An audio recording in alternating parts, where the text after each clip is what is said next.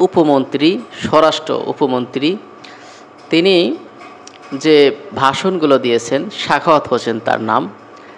সেই ভাষণগুলোর পরিপ্রেক্ষিতে আজ দেশে যে আবার নৈরাজ্য সৃষ্টি হয়েছে, সেই বিষয় নিয়ে আজকে আমরা খুব গুরুত্বপূর্ণ কথা বলবো।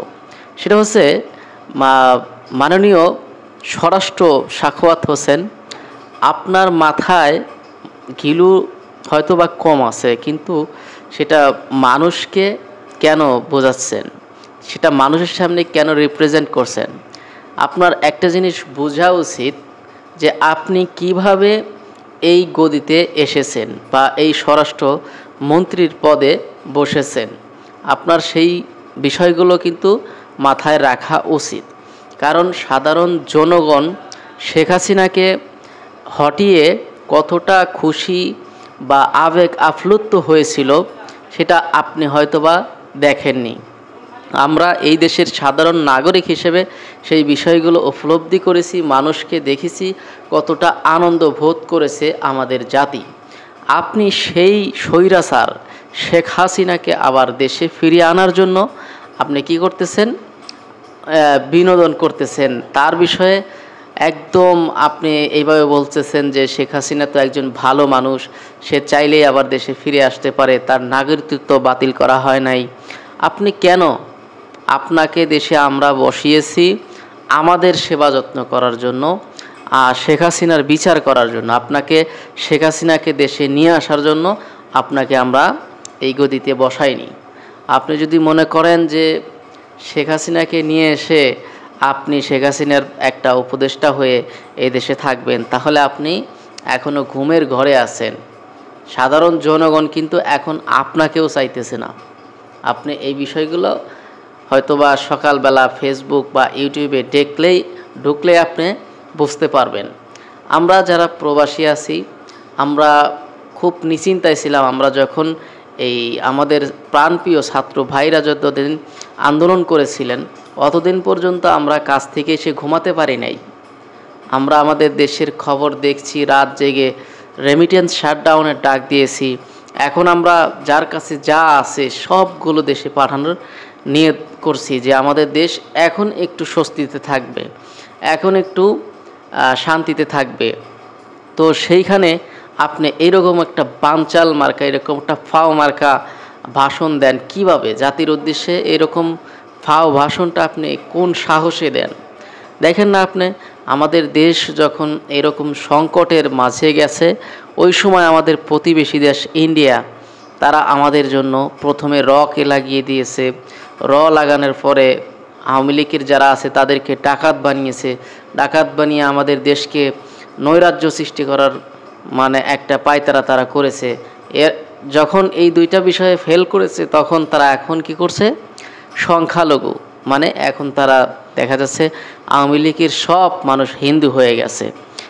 ওখানে যা আমাদের সাংবাদিক ভাইরা তাদেরকে জিজ্ঞেস করতেছে, আপনি কোন অঞ্চলের হিন্দু, আপনি হিন্দুদের দেবতার নাম বলেন। তারা কিন্তু সেগুলো বলতে পারতেছে না। কিভাবে বলবে? কারণ সে একজন মুসলিমের সন্তান। তো দেশে নৈরাজ্য সৃষ্টি করার জন্য, এই মিথ্যাচার করার জন্য তারা কিন্তু ওই হিন্দু ভাইদের সাথে এক হয়েছে। তো আমরা হিন্দু ভাইদেরকে কখনো অপমান করি না, কারণ আমরা বিদেশে থাকি। আমাদের সাথেও আমাদের রোমে একজন হিন্দু ভাই কিন্তু আমাদের সাথে থাকে। আমরা পৃথিবীর সমস্ত জাতিকে সম্মান করি, কিন্তু স্বৈরাচারকে না। আমরা কোনো স্বৈরাচারকে সম্মান করি না, কিন্তু মানুষ হিসেবে আমরা সবাইকে সম্মান করি।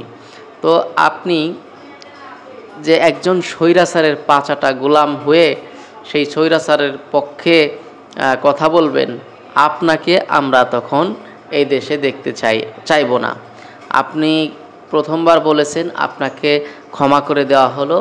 আপনি নেক্সট টাইমে এরকম ভুল করবেন না, কারণ এরকম ভুল করলে শেখ হাসিনা যেভাবে পালিয়ে গেছে, আপনারও কিন্তু সেইভাবে পালানো বেশি সময় লাগবে না। কারণ আমাদের দেশের জনগণ এইসব বিষয়গুলো নিয়ে এখন খুবই সোচ্চার। আমাদের স্টুডেন্ট ভাইরা বোনরা এখনও পড়ার টেবিলে ফিরে যায়নি, কারণ তারা চায় পুরা দেশটাকে পড়ার টেবিল তৈরি করতে।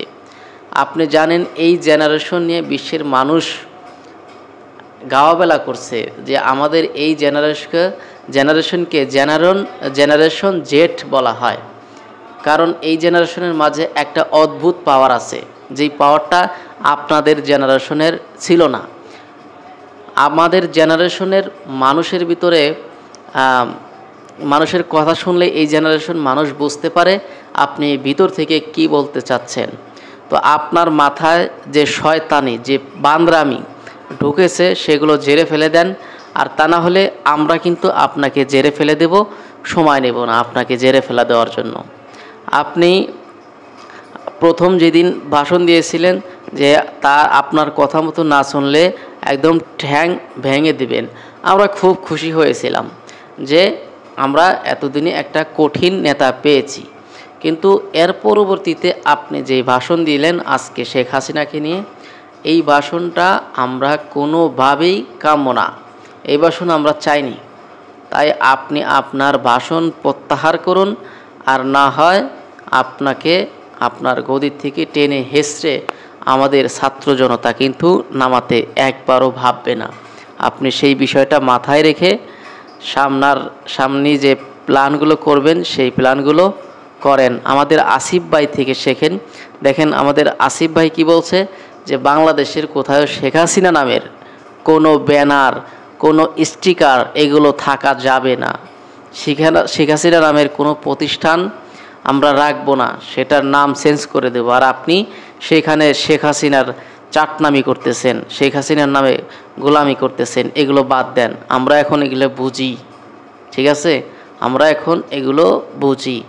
আপনারা যদি এই ফাতরামি বাদ দেন, তাহলে আমরা কথা দিচ্ছি, আমরা প্রবাসীরা বাংলাদেশে এমন রেকর্ড পরিমাণ করে রেমিটেন্স পাঠাবো, যাতে করে এই দেশটাকে আবার সুন্দরভাবে আমরা সাজাতে পারি। এই দেশকে আমরা পরিশেষে সবাই ভালোবাসি, এই দেশের মানুষকে ভালোবাসতে হবে। এই দেশের মানুষকে যারা ভালোবাসে, এই দেশকে যারা ভালোবাসে, আমরা তাদেরকেই এই দেশের মসনদে বসাবো।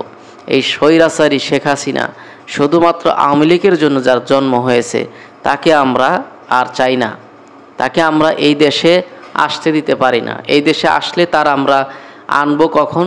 তারে বিচার করার জন্য এই দেশে আনবো, তাকে কোনো মসনদে বসার জন্য এই দেশে আমরা ওয়েলকাম করব না শেখ হাসিনাকে। আপনি যদি এইগুলো ভুলে যান, তাহলে আপনি চিন্তা করবেন যে আপনি পাগলের স্বর্গে বসবাস করছেন, আর আপনার গতিটা হারাতে বেশি সময় লাগবে না। আমরা যেরকম গণ অভ্যুত্থান করে আপনাদেরকে এই সিংহাসনে বসিয়েছি, আবার সেই রকম গণ অভ্যুত্থান করে আপনাকে সিংহাসন থেকে নামাতেও আমাদের সময় লাগবে না। তাই বলছি একদম ভালো হয়ে যান, তা না হলে কিন্তু আপনার কপালে অনেক শীঘ্রই দুঃখ নেমে আসবে। বিদায় নিচ্ছি, আল্লাহ হাফেজ।